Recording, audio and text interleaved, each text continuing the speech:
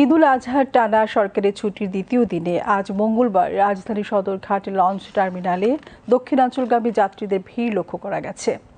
বরিশাল, ভোলা, পটুয়াখালী, বরগুনা, ঝালকাঠি ও চাঁদপুর সহ বিভিন্ন জেলা যাত্রীরা সকাল থেকে লঞ্চ টার্মিনালে আসছেন।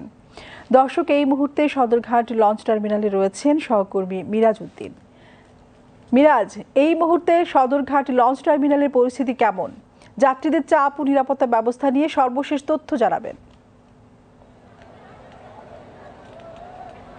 নিরূপা, আপনাকে যদি একটু জানিয়ে রাখি যে সকাল থেকেই এই সদরঘাট লঞ্চ টার্মিনালে কিন্তু আমি অবস্থান করেছি, যেখানে দেখেছি যেহেতু আগামী পরশুদিন পবিত্র ঈদুল আজহা, সেই কারণে কিন্তু নগরের কর্মজীবী মানুষ যারা রয়েছেন তারা প্রিয়জনের সঙ্গে ঈদের আনন্দ ভাগাভাগি করার জন্য কিন্তু এই দক্ষিণ অঞ্চলের যে মানুষজন যারা রয়েছে তারা কিন্তু ছুটছেন এবং সকাল থেকে কিন্তু উপচে পড়া ভিড় ছিল। এবং বলা যাচ্ছে যে অন্যান্য ঈদযাত্রা ঘিরে যে সমস্ত বিশেষ করে যে আহত এবং নিহতর সংবাদ আমরা দেখি, কিন্তু এখন পর্যন্ত সেটি দেখিনি। যার কারণটি হচ্ছে যে অন্যান্য বছরের তুলনায় এবছরের যে ঈদযাত্রা এবং সদরঘাট লঞ্চ টার্মিনালের যে পরিবেশ সেটি একেবারে ভিন্ন। যদি একটু বলে রাখি যে সদরঘাটের যে প্লাটুন যেগুলো রয়েছে সেখানে কিন্তু একেবারে হকার মুক্ত, অর্থাৎ কোনো ধরনের হকার যাতে ভিতরে প্রবেশ না করতে পারে সেজন্য কিন্তু বিআইডব্লিউটি এর পক্ষ থেকে সর্বোচ্চ কঠোর অবস্থানে রয়েছে। আমরা সে সকাল থেকে এখন পর্যন্ত যে পরিবেশ দেখেছি যে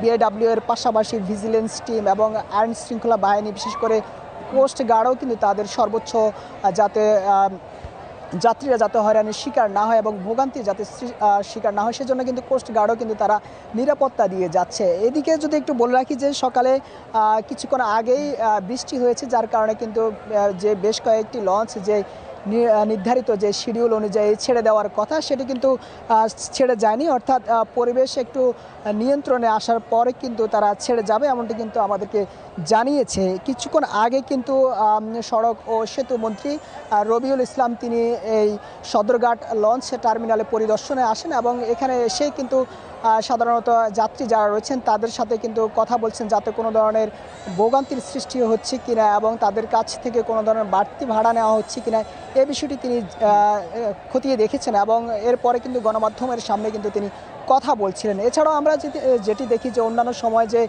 সদরঘাট লঞ্চ টার্মিনালে বাড়তি ভাড়া নেওয়ার বিষয়টি আসলেও এবং গণমাধ্যমের সামনে আসে, কিন্তু এই বছর অর্থাৎ আজকে সকাল থেকে এখন পর্যন্ত সেরকম কোনো পরিবেশ এবং দেখা হয়নি। এবং বেশ কয়েকজন যাত্রীর সঙ্গে আমরা কথা বলছিলাম, তারা বলছেন যে নির্ধারিত যে ভাড়া, সরকারি যে ভাড়া সেটি কিন্তু নেওয়া হচ্ছে এবং অন্যান্য বছরের তুলনায় এখন পর্যন্ত কোনো ধরনের হতাহত কিংবা নিহত সংবাদ এখন পর্যন্ত আমাদের সামনে আসেনি।